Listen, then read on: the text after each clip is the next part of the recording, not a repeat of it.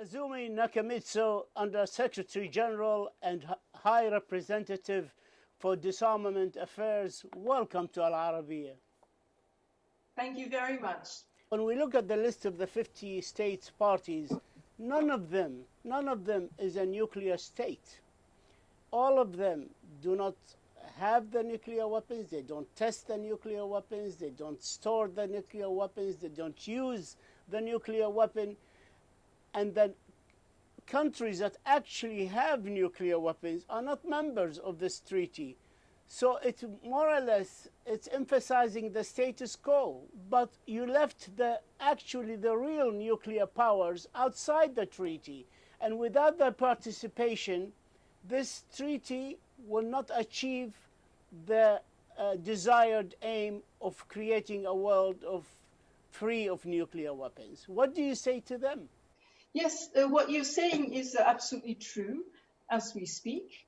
Of course, it's not going to immediately achieve a world without nuclear weapons, quite right.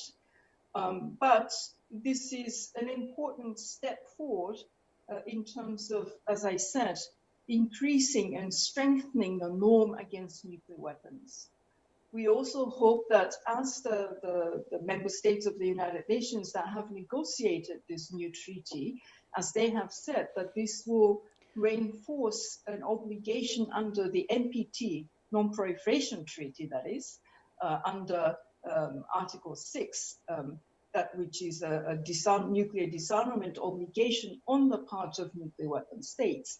The intention of making this new treaty was to reinforce and strengthen obligation under that NPT framework as well. So this is a new step which will complement and also strengthen a beginning of a stigmatizing of nuclear weapons. And that was the objectives from the start. How realistic is to aspire to create a Middle East region free from nuclear weapons, especially when we look at the Middle East and we see one country has like 90 or 100 nuclear head, and others are aspiring to acquire, to compete, and to protect themselves. So how realistic is it? Yes, anything that happens in the Middle East is always very complicated and very complex. Let me put a positive development, which is that there has been actually last year in November a conference for the first time under the UN auspices, a conference gathering states in the region to discuss regional arrangements free of nuclear weapons and or other weapons of mass destruction. This happened, last year. Unfortunately, this year the conference, because of the COVID, was postponed until next year. But we hope that there will be a continued process of engagement and discussions. Last year's conference did have a success and adopted a political declaration, which in our view from the United Nations was a very positive development. Unfortunately, two of the states that were invited to this conference did not attend, but the conference itself is inclusive and open to all states invited, and we hope that those states will be able to join the process in the future. Israel, which is actually the nuclear power in the region, if one country, which is the only country that is nuclear in the Middle East, does not attend, what hope do we have? Israel and the United States. The United States were also invited as an observer, did not participate. But we hope that as the conference process is inclusive and open to all states that are invited, in the future, they will be able to join that conversation. This is a very complicated issue. It's not going to be achieved, unfortunately, overnight.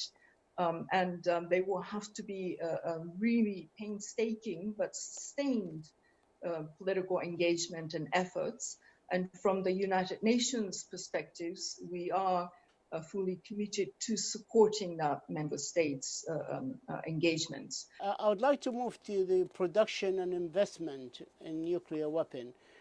Do you expect companies to stop producing nuclear weapons, and do you expect financial institutions to stop investing in nuclear weapons producing companies because of this treaty?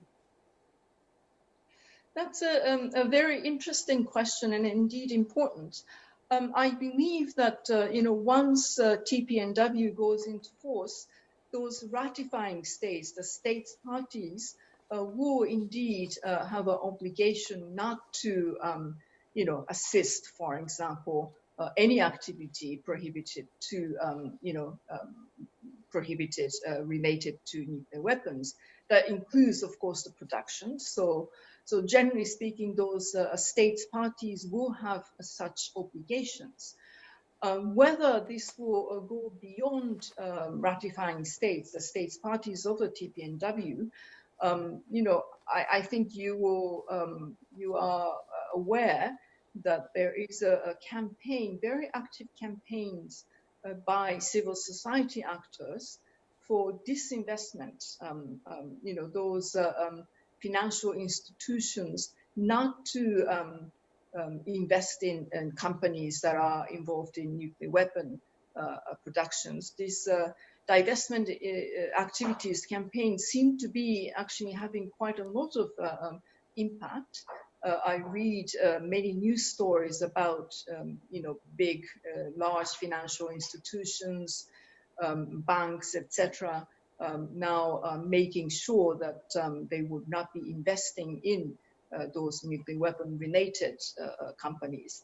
And this was also in the past also the case with the Anti-Personnel Landmine Convention and Convention on Cluster Munitions, which have similar impacts on non-state parties. So I think this is one of those methods and strategies that have been adopted by civil society. Considering the very slow pace of progress of nuclear disarmament, and I'm sure you can testify to that, what efforts can you do or can be done by the United Nations that you see necessary to accelerate a little bit, or a lot actually, this slow pace? Yes, thank you for that question. We suggest a number of actions simultaneously. Unfortunately, there is no one single action that will stop the trend of a qualitative nuclear arms race. One is that immediately we need to reinforce and recommit explicitly to the norm against the use of nuclear weapons. We need to come up with very practical agreements on risk reduction measures. But also, very importantly, the UN is really working very hard publicly and also behind the scenes to encourage return to dialogues between those states that are important in nuclear disarmament. We need to make sure that states will return to a common vision. Nuclear disarmament path is not just one. If one country cannot participate in TPNW, then we urge them to pursue disarmament through other means, and there are other means to pursue. So return to dialogue and invest in disarmament measures in various manners, but with intensified double, triple their efforts towards a disarmament direction. Yes. Applaud your efforts to disarm the world from nuclear weapons. Izumi Nakamitsu, Under-Secretary General and High Representative for Disarmament Affairs, we thank you. God bless you, and thank you for your service to the world at large. Thank you. Thank you very much for the opportunity. Thank you, ma'am. Thank you.